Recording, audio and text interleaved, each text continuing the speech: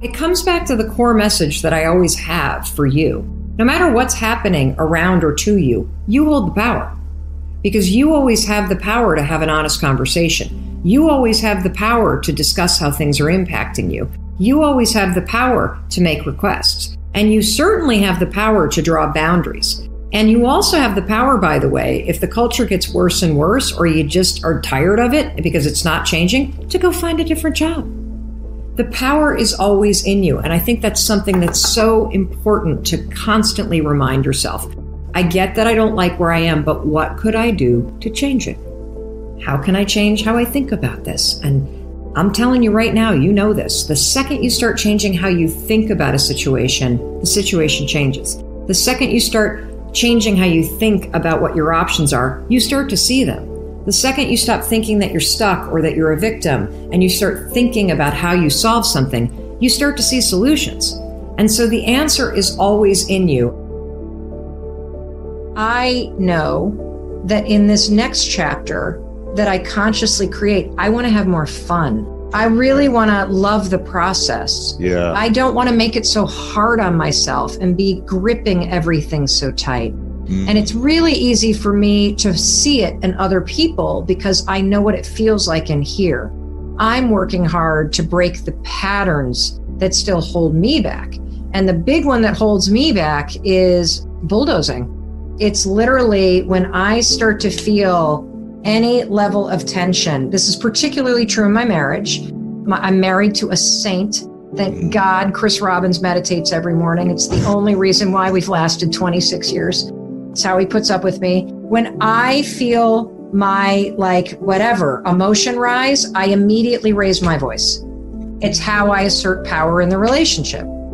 And I am so committed, Lewis, to breaking that pattern and being a more fun person to be around and a kinder person to be around.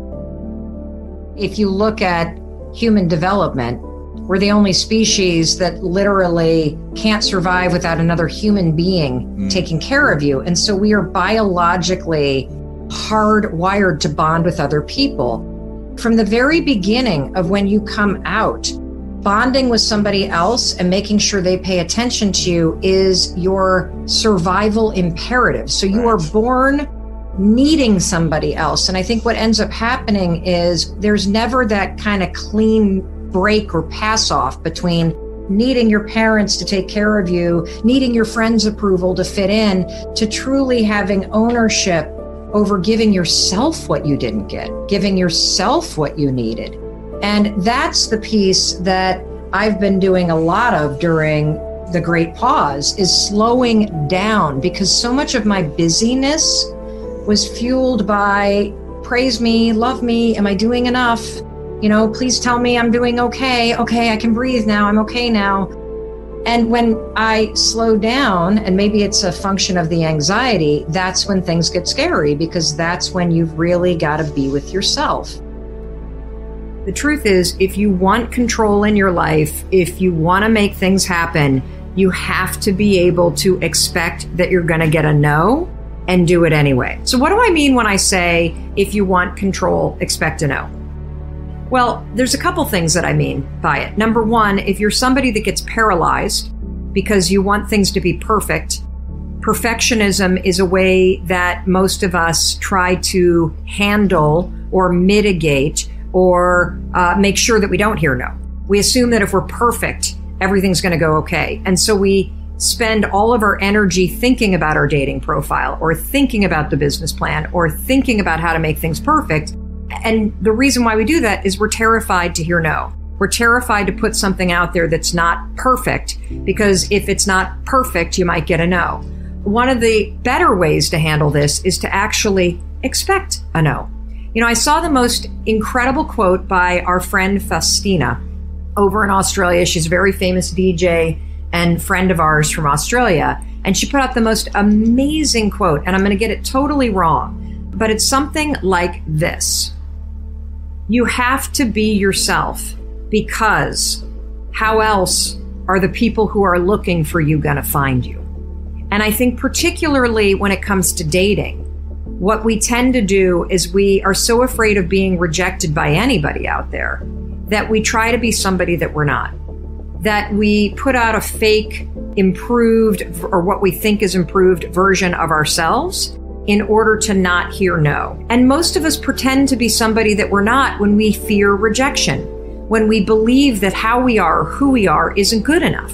And so that's why it's so important for you to understand that you have to be willing to hear a no. You have to be willing to hear a no from the wrong people so that the people that are looking for you can find you, so that the people who want to be part of your business can be part of your business. If you're putting a fake person out there or a pretend perfect person out there because you think that's going to save you from rejection, you're actually screwing yourself over.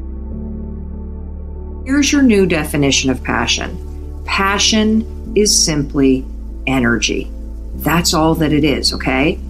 Passion is what you feel when you are energized and excited about what you're doing, okay? I want you to think about that for a minute. I want you to think about a moment in time when you felt incredibly passionate about something, okay?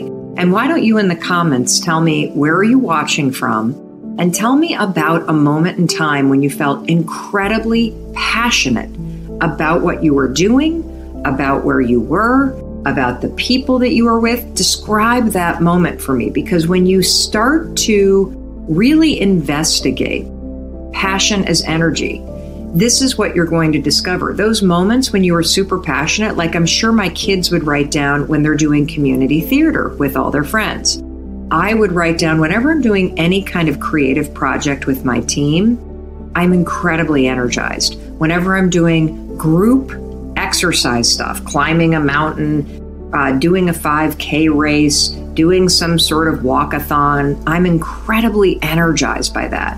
Whenever I'm doing some sort of creative project, incredibly energized by that. Whenever I'm working with our video team, incredibly energized by that. Whenever I am coaching someone or giving advice, I am incredibly energized by that. And so what I want you to understand is that if you look back on your life, you have had moments where you have felt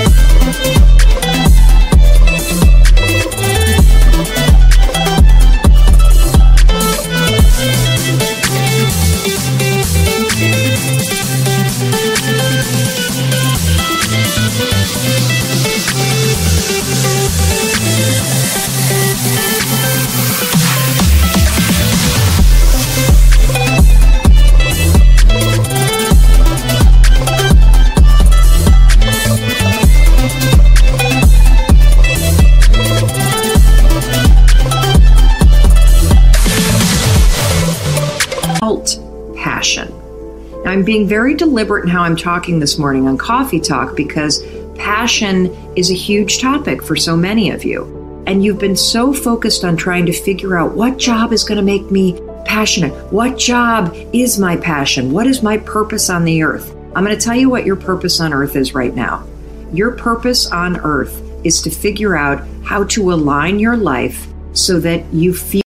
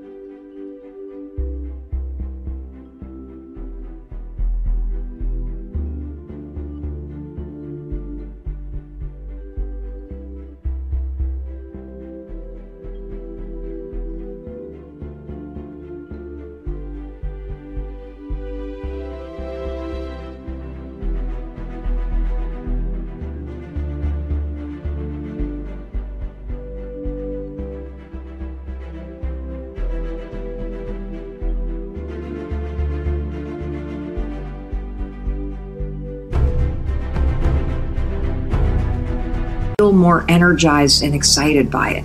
That's it. And it begins with you following the energy and following your natural enthusiasm. You're not going to think your way to passion. You can't think your way to finding something that you feel in your heart. It doesn't work that way.